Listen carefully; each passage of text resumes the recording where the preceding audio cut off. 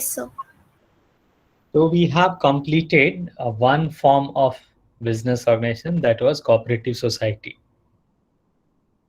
So now we would be talking about the company form, or it is also in your NCRT written as joint stock company, right? So for first, let us understand that what the company means. So we will say that a company is basically an association of persons formed for carrying out business activities, and it has a legal status independent of its members. Means their members legal status is different and the company's legal status is different.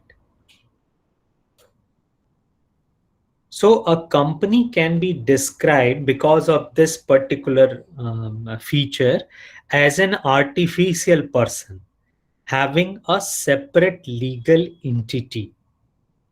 Perpetual succession. I would explain this word perpetual succession. Earlier also I have explained it. And a common seal.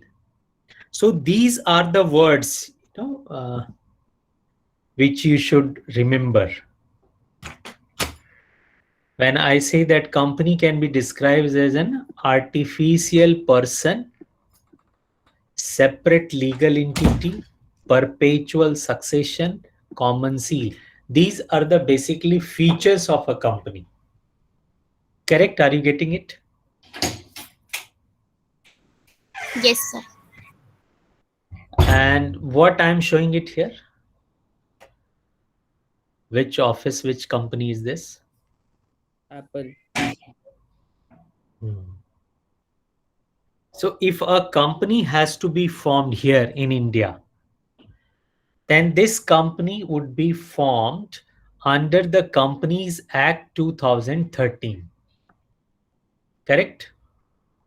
Yes, sir. Yes. And in the same act, section 220 of this act says that the shareholders are the owners of the company. तो company का honour कौन है? बोलो. Shareholders. Share holder. मान लो तुमने अगर Reliance company के share खरीद रखे हैं, तो तुम भी रिलायंस कंपनी के ओनर हो. यस और no?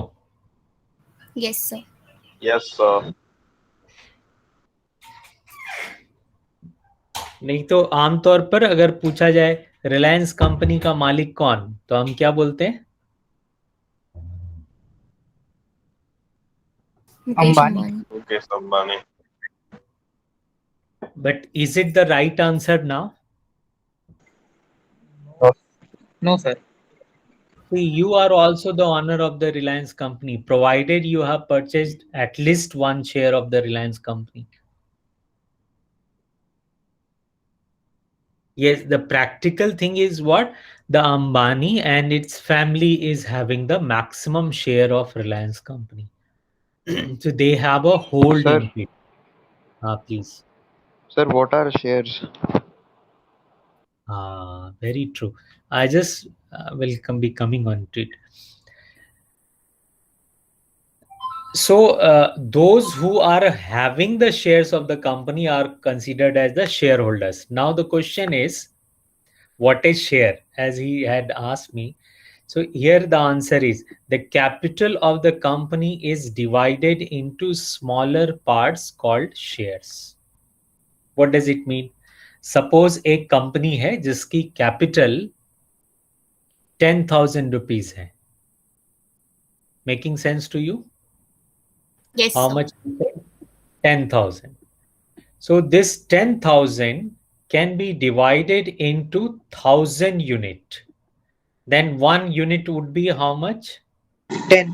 Divide it into by 1,000. Then how much it will be? 10. 10. Then So this 10 rupee is one unit of share. एक शेयर जो है वो 10 रुपए का होगा.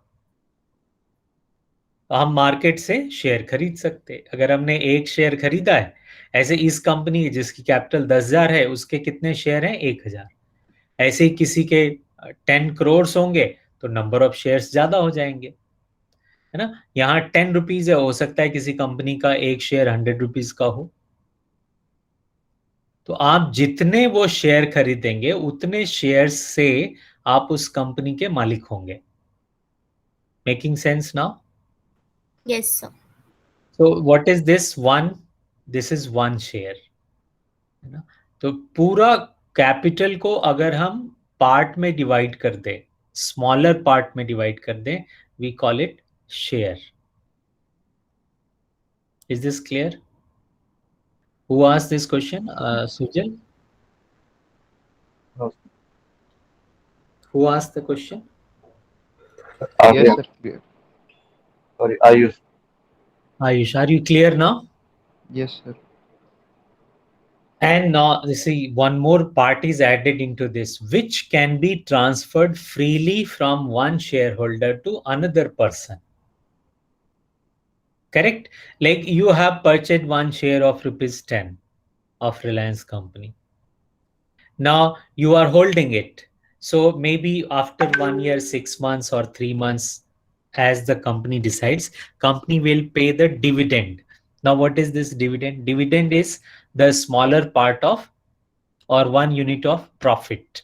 कंपनी को जितना प्रॉफिट होगा, जितने शेयर्स हैं उसमें डिवाइड कर देंगे। तो एक शेयर पे कितना प्रॉफिट मिलेगा वो डिविडेंड है। Getting it? तो अगर मान लीजिए आपने कंपनी के शेयर खरीदे और कंपनी को आप उस शेयर को होल्ड करके रखते हैं तो you will get dividend. Making sense to you? Yes, sir. अच्छा, अब मान लो Yes, sir. ये जो 10 रुपए का शेयर हमने खरीदा था, जब खरीदा था उस पे हमें डिविडेंड मिल रहा है 6 रुपीज सपोज। तो it is very good investment.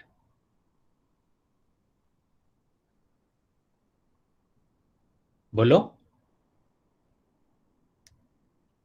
10 रुपए का शेयर खरीदा, उस पे 6 रुपीज मिल रहा है, 60% मिल रहा है ना।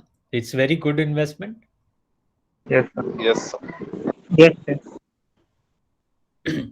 तो कुछ लोग ऐसे होंगे जो इसे 12 रुपीज में भी खरीदने के लिए तैयार हो जाएंगे 10 रुपए के शेयर को। Yes, sir. क्योंकि 6 रुपया, Yes, 12 sir. रुपये लगा के भी 6 रुपये अगर मिल रहा है, 50% प्रॉफिट तो हो रहा है ना। Yes, sir. अच्छा, जब 12 रुपीज में खरीदने को तैयार हो जाएंगे, मान लो किसी ने 12 रुपीज में ये खरीदा, फिर उससे कोई और 20 रुपीज में भी तो खरीद सकता है। Yes, sir. और actually in the market what happens, if you see, आप स्टॉक एक्सचेंज का आज जो भी न्यूज़पेपर से या टीवी से या ऑनलाइन इंटरनेट से आप शेयर का रेट जरा निकालने का देखना, तो आप देखोगे एक 10 रुपए का शेयर जिसका फेस वैल्यू 10 रुपया या 100 रुपीज था, आज वो मार्केट में 6,000, 10,000 एंड सम टाइम 16,000 रुपीज में बिक रहा है। Making sense to you? Yes, sir. Yes, sir. How it is possible?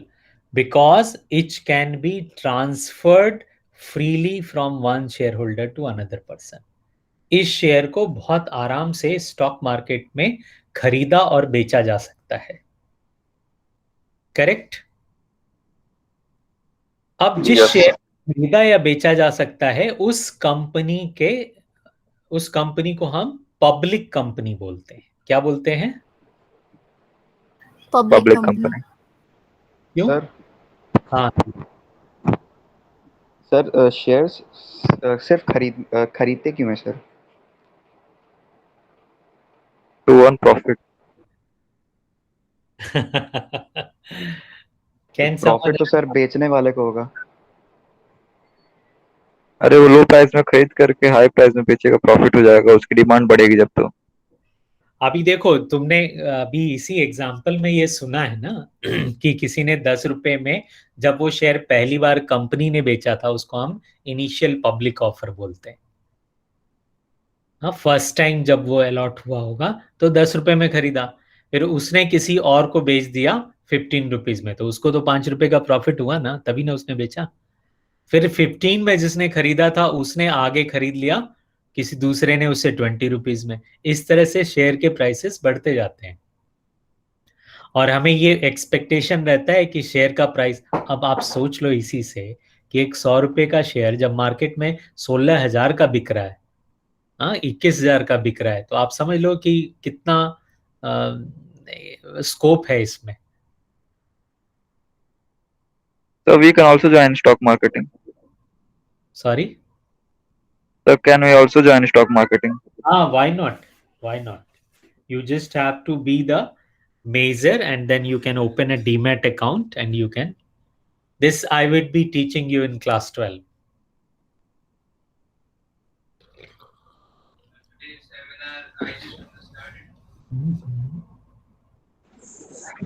Okay, Yes, sir.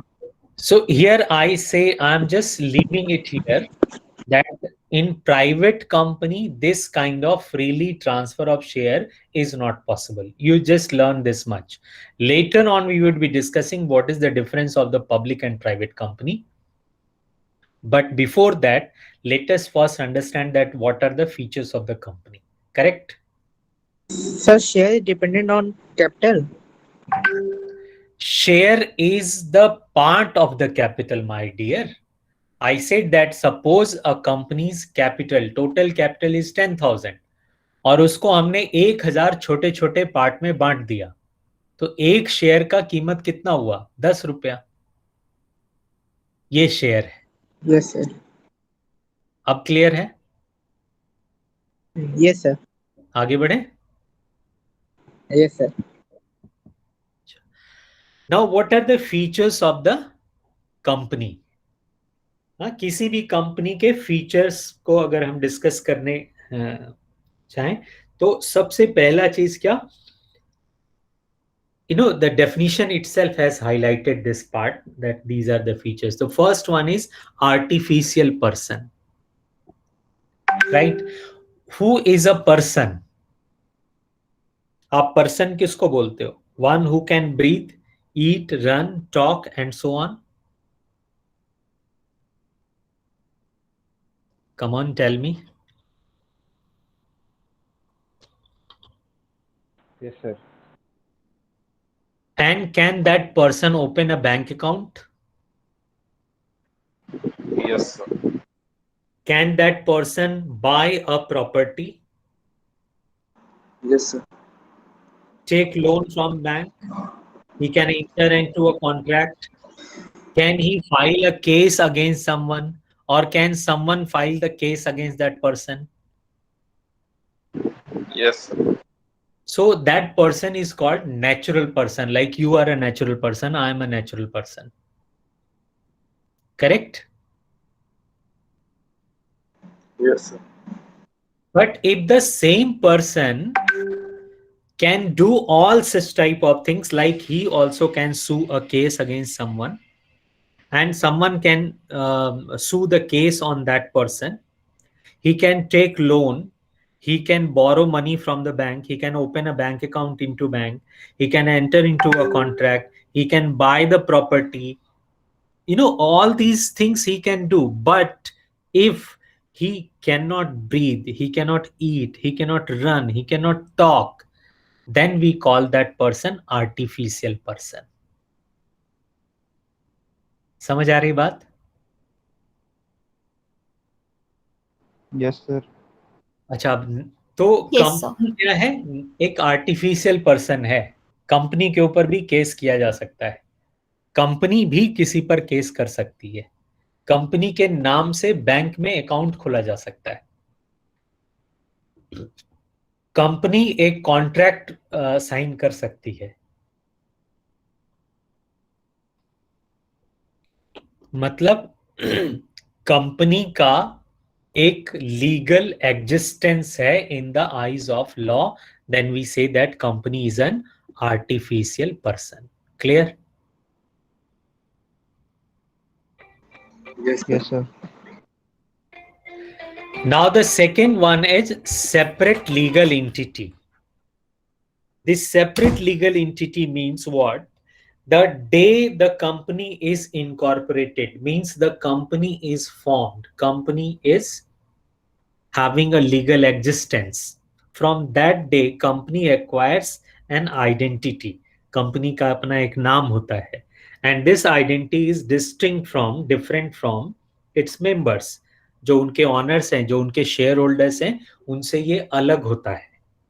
Its assets and liabilities are separate from those of the shareholders. Right? The law does not recognize the business and owners to be one and the same. Law के लिए businessman और business दोनों अलग अलग होते हैं, तो company और कंपनी के शेयर होल्डर्स दोनों अलग अलग हैं. So this highlights that company is having a separate legal entity.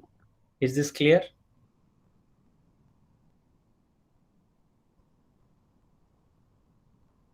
Yes, sir. Yes.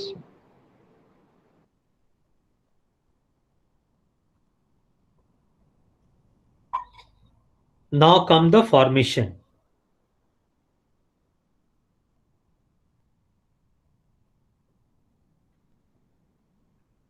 The formation of company means how the company would be formed. है ना, जैसे हम लोगों ने सोल प्रोप्राइटरशिप में पढ़ा था ना, कंपनी कैसे सोल प्रोप्राइटरशिप कैसे फॉर्म होता है. Then I said that it is easy. Yes, sir. ना, बहुत आसान है. इसी तरह से ज्वाइंट हिंदू फैमिली बिजनेस में हम लोगों ने फॉर्मेशन पढ़ा था. कैसे फॉर्मेशन होता है? By birth. पार्टनरशिप का फॉर्मेशन कैसे होता है? By agreement. Come on, keep on saying yes no. Yes, sir. So same way how the company would be formed, the formation of company is definitely, it's a lengthy process, so it will consume some time. It is a time consuming process. It is expensive also and complicated also, but it involves the preparation of several documents, and you have to compliance with so many legal formalities and requirement before it gets started and it gets functioning. But the incorporation of company, माने registration of the company, is compulsory. Company form हो ही नहीं सकता तब तक जब तक उसका registration नहीं हो जाएगा. और रजिस्ट्रेशन कैसे होगा, कहां होगा? It will be under the companies act 2013. समझ आ रही बात? और any of the previous company law, है ना. अगर मान लो कोई कंपनी पुरानी है तो वो 2013 से पहले की अगर कंपनी है तो क्या वो कंपनी नहीं है? है. उसका रजिस्ट्रेशन उसके पहले वाले लॉ में हुआ होगा. अब पहले वाला लॉ क्या है? जैसे ठीक इसके पहले the Companies Act 1956 was there. Are you getting me? Yes, sir. माने 1956 में कंपनीज एक्ट बना और 56 से लेकर के 2013 तक यही कंपनीज एक्ट चलता रहा.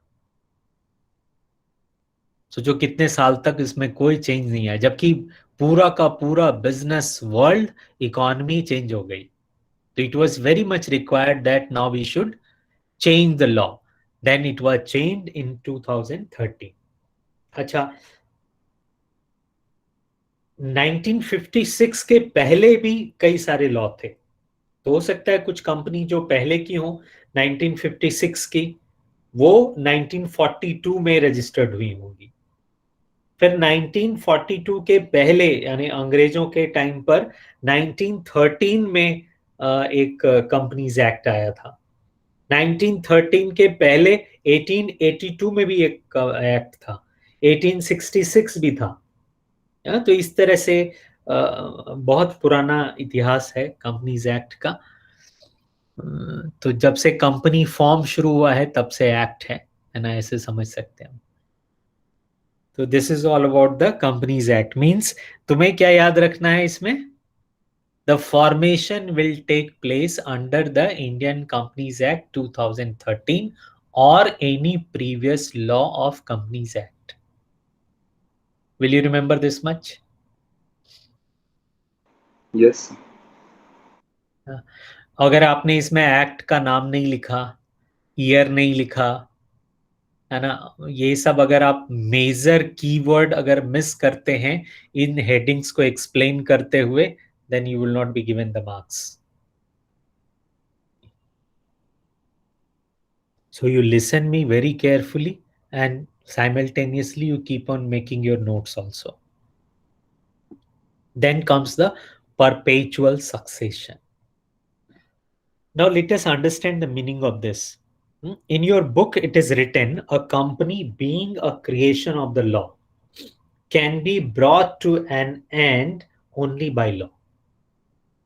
है कि नहीं? जो जिसको बनाता है वही उसको मिटा भी सकता है, ऐसा बोलते हैं ना. भगवान ने हम लोगों को पैदा किया तो भगवान ही खत्म भी करता है. बोलो. Yes, sir. तो कंपनी का क्रिएशन अगर लॉ से हुआ है तो कंपनी का एंड कंपनी का वाइंडिंग अप, कंपनी का क्लोजिंग भी लॉ से ही होगा. You all agree with me? Yes, sir.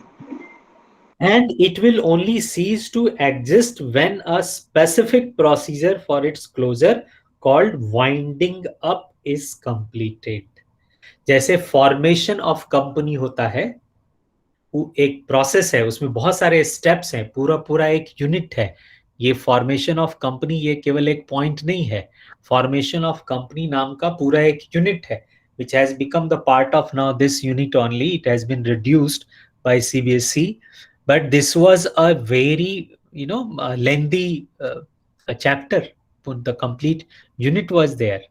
तो उसी तरह से वाइंडिंग अप भी एक प्रोसीजर है, उसमें भी कई सारे स्टेप्स होंगे, उसमें भी कई सारी फॉर्मेलिटीज होंगी जो हमें करना होगा.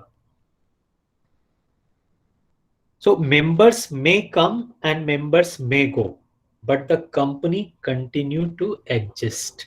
This is called perpetual succession. यानी कंपनी का जो सक्सेशन है, सक्सेसर पता है किसको बोलते हैं? ये वहीं से ये वर्ड आया है, सक्सेशन. सक्सेसर माने सर, जो आगे हाँ? बढ़ता है. सक्सेसर माने उत्तराधिकारी. हाँ, एयर भी बोलते Yes, sir. हैं, HEIR बोलते हैं. एयर, एयर माने उत्तराधिकारी. जो भी जैसे फादर हैं, उनकी जो भी प्रॉपर्टी है उसका सबका उत्तराधिकारी कौन होता है? नॉमिनी कौन होता है? उनके बाद उनका, सर, उनके बाद वाली जनरेशन, आने वाली जनरेशन. हाँ, समझ रहे हो ना? तो फादर का उत्तराधिकारी सन हुआ. आपके दादाजी के उत्तराधिकारी कौन थे? Father. Getting it? Yes, sir. इसी तरह से मान लो हमने अगर रिलायंस कंपनी के शेयर खरीदे हैं और हम जब नहीं रहेंगे तो जो भी हमारा प्रॉपर्टी है वो सब जिसको जाएगा उसी को हमारा शेयर भी जाएगा.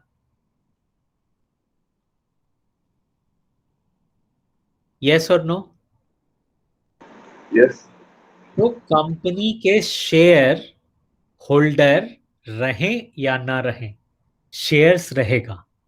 शेयर्स जरूर किसी न किसी को ट्रांसफर हो जाएंगे.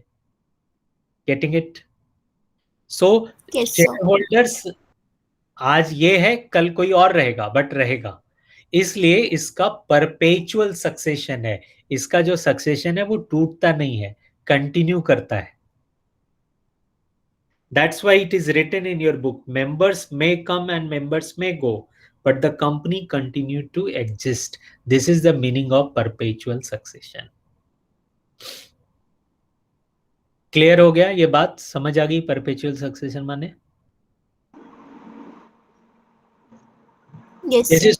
जैसे सोल प्रोप्राइटरशिप में परपेचुअल सक्सेशन नहीं है. सोल प्रोप्राइटर है, उसने अपना बिजनेस किया, काम किया, जिस दिन उसकी डेथ हो गई उसी दिन उसका बिजनेस भी खत्म, है ना.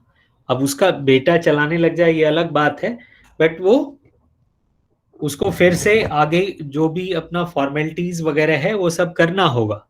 इसी तरह से पार्टनरशिप, पार्टनर्स की डेथ हो गई, पार्टनरशिप खत्म, करेक्ट। बट हियर ऐसा नहीं है, उसका जो शेयर, उसकी जो प्रॉपर्टी जिसके पास जाएगी वही शेयर होल्डर हो जाएगा। That's why we say that company is having a perpetual succession. Clear this much? Yes. Yes, sir. Now let us talk about the control. Who will control the management and all the activities of the company? So the answer is board of directors. Will you remember this? Yes, sir. What is the answer? Board of directors. Directors. Right? Okay. And which is appoints the top management officials. Top management officials इसी को बोलते हैं, या top level management भी इसी को बोलते हैं। वो कंपनी जिसने भी फॉर्म किया होगा, फॉर्म करने के बाद में टॉप लेवल मैनेजमेंट फॉर्म करेंगे, बोर्ड ऑफ डायरेक्टर्स बनाएंगे, और यही बोर्ड ऑफ डायरेक्टर्स कंपनी की सारी एक्टिविटीज को कंट्रोल करते हैं, राइट। जैसे ज्वाइंट हिंदू फैमिली बिजनेस में हम लोगों ने डिस्कस किया था ना, कंट्रोल कौन करता है? कर्ता। करता। सोल प्रोप्राइटरशिप में कौन करता है? ओनर। पार्टनरशिप में?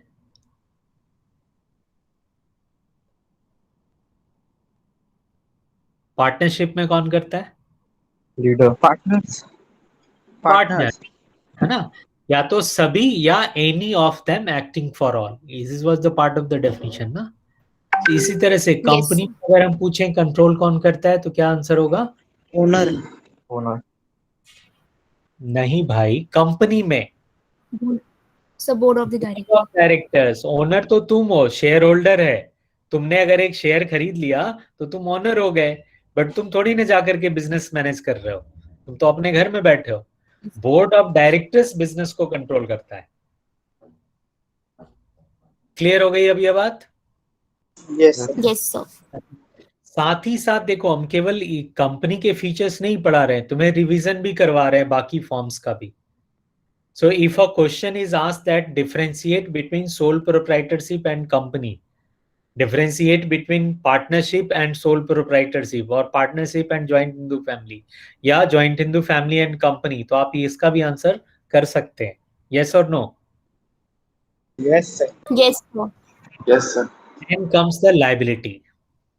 And definitely I have said it earlier also many times when I was discussing the even sole proprietorship, I explained you that what is the meaning of unlimited liability and limited liability.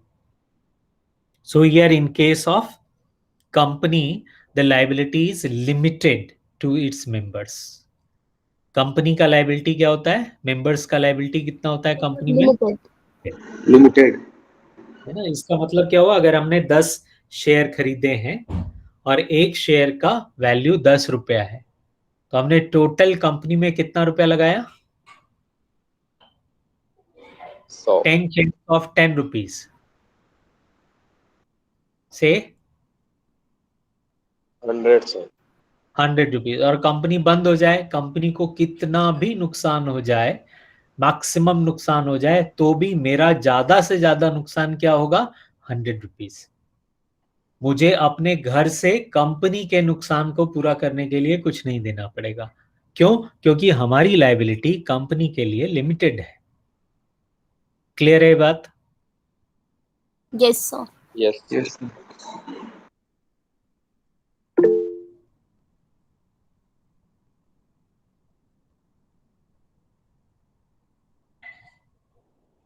Okay.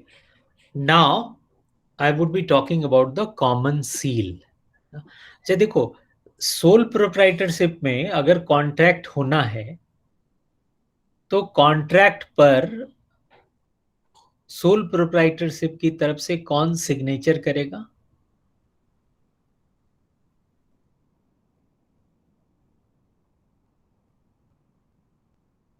Sole proprietor, क्योंकि वही owner है। बोलो हाँ या ना। Yes, sir. जैसे bank खोलने जाना है तो बैंक में सिग्नेचर चाहिए ना, तो कौन सिग्नेचर करेगा? Owner. Sole proprietor.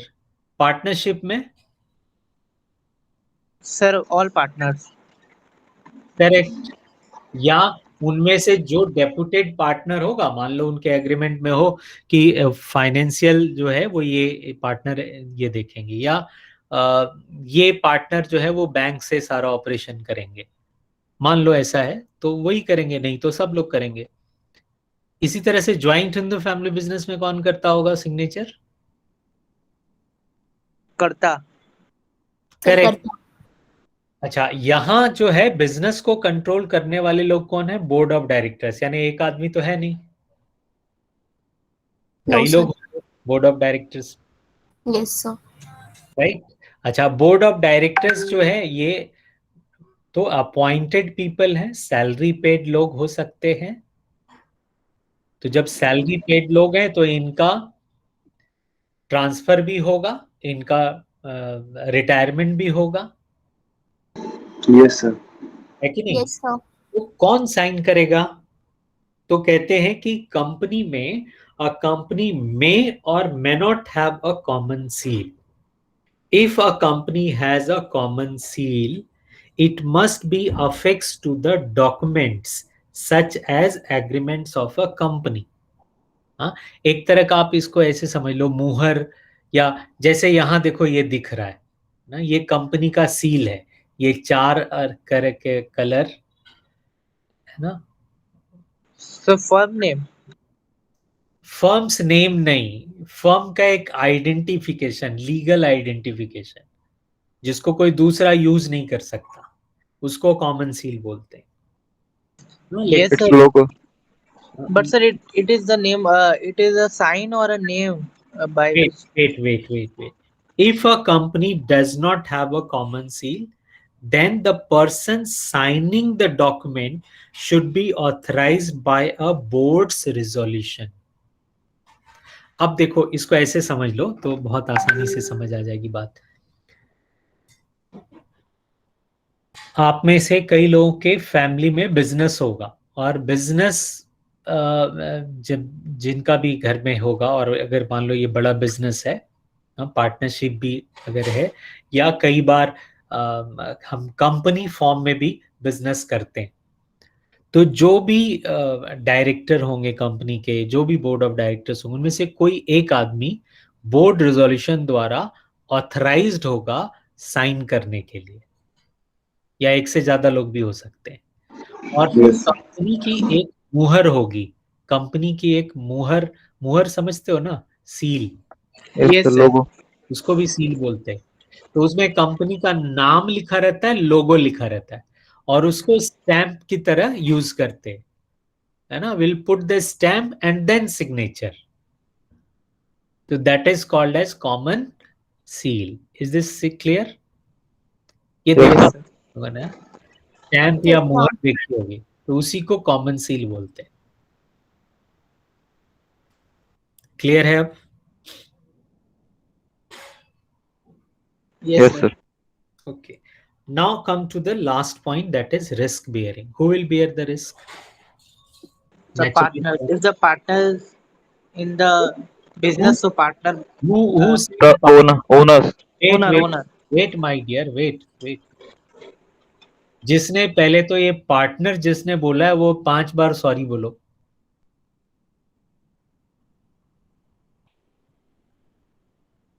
Sorry, sir. देखो, पार्टनर जो है वो केवल पार्टनरशिप में होगा। हम सब कॉमर्स स्टूडेंट हैं, हम कोई भी वर्ड जो है वो गलत यूज नहीं करेंगे। पार्टनर माने केवल पार्टनरशिप। वो पार्टनरशिप जब पढ़ रहे होंगे तब पार्टनर की बात करेंगे। जब हम कंपनी पढ़ रहे हैं तो हमारे लिए ऑनर का मतलब है शेयर होल्डर, इसके अलावा दूसरा वर्ड यूज नहीं करेंगे। Correct?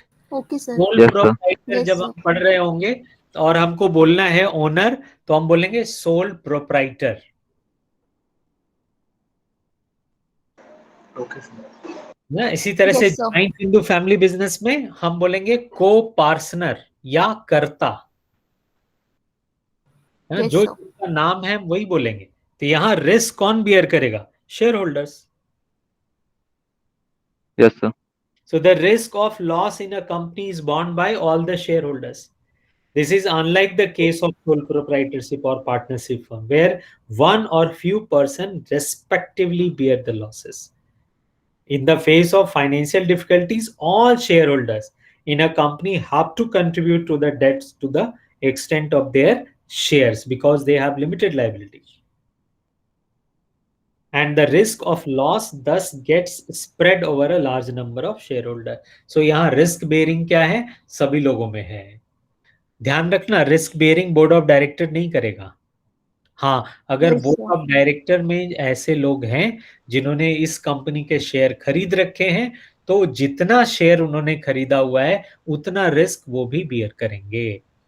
So basically risk beer कौन कर रहा है यहाँ पे? Share, Shareholder. Shareholders. है ना? तो अब this is clear now. Yes, sir. May we move further? Yes, sir. Yes, sir. We'll be able to complete the merits also. How much time we have? The 4 minutes. 2 minutes. Easy to complete, है ना? Merits means what are the advantages of this form of company? Yes, sir. What is the benefit of having this type of form? Please, someone was asking. Bolo.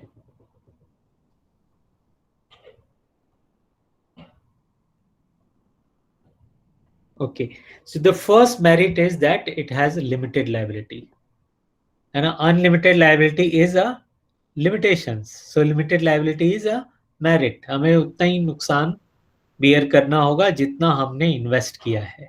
So it's good thing Yes, sir. because the shareholders are liable to the extent of that much amount only which they have paid as shares. And only the assets of the company can be used to settle the debts, leaving the owner's personal property free. Correct? So this reduces the degree of risk borne by an investor. जो भी investor है, जो भी share holders है, उसका risk यहां पर कम रहता है। करेक्ट? फिर दूसरा मेरिट है ट्रांसफर ऑफ इंटरेस्ट। बहुत इजी है, जो भी आपके पास में शेयर हैं वो आप जब चाहें जिसको चाहें बेच सकते हैं, और जैसे ही आपने शेयर बेच दिया आपका ट्रांसफर ऑफ इंटरेस्ट हो गया उस व्यक्ति के पास जिन्होंने खरीदा है शेयर आपका। And then the third one is perpetual existence. Now, this already we have discussed it. Means what? Existence of a company is not going to be affected by the death or retirement or resignation or insolvency or bankruptcy of its shareholders, because it has a separate entity from its members. So a company will continue to run its business if all the members even die. Correct है ना? एक question ये अक्सर interview वगैरह में पूछते Yes, हैं कि एक कंपनी जो चल रही थी, रनिंग कंपनी है, उसके सारे के सारे शेयर होल्डर किसी हॉलिडे पे गए थे चार्टर्ड प्लेन से, और वो चार्टर्ड प्लेन जो है क्रैश कर गया और सारे के सारे शेयर होल्डर्स उसमें मारे गए, तो क्या कंपनी बंद हो जाएगी? No, sir.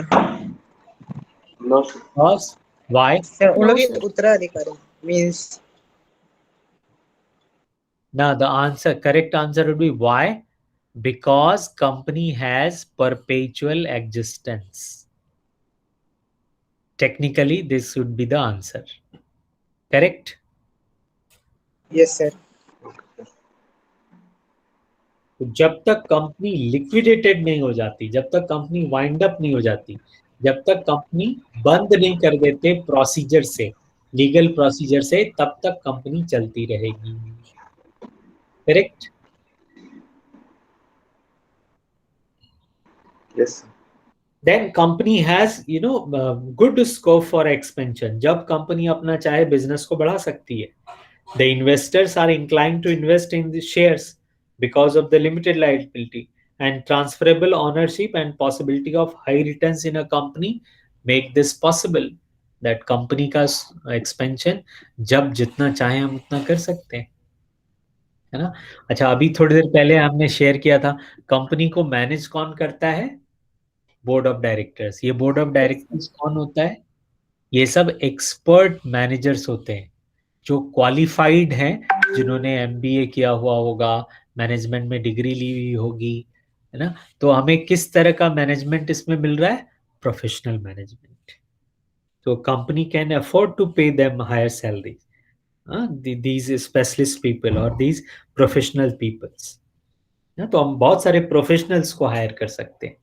जैसे हमें फाइनेंस मैनेज कराना है तो हम उसके लिए एक अच्छा फाइनेंशियल मैनेजर हायर कर सकते हैं. सीए, सीए, आईसीडब्ल्यू, ऐसे लोगों ने जिन्होंने क्वालिफाई कर रखा होगा, जिनके पास में क्वालिफिकेशन होगा, उनको हम हायर करेंगे. And definitely this will lead to a balance decision which will obviously increase the efficiency of the organization.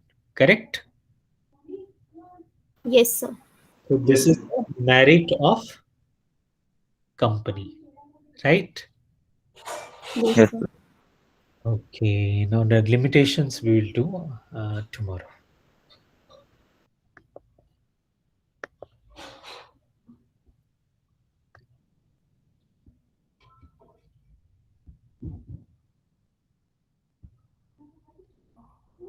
Okay, so what did you learn today quickly? So about company, their merits. What were the merits? Quickly, can someone repeat? Headings follow merits ka? So limited liability, transfer of interest, हाँ, perpetual existence, हाँ. scope for expansion, and the professional management. Okay, very good. Features बोलो सुजल.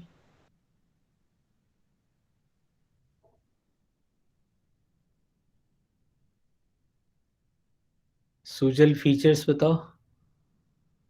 सुनाई नहीं दे रहा. खुशी features बताओ. Quickly unmute yourself. खुशी. जिशान.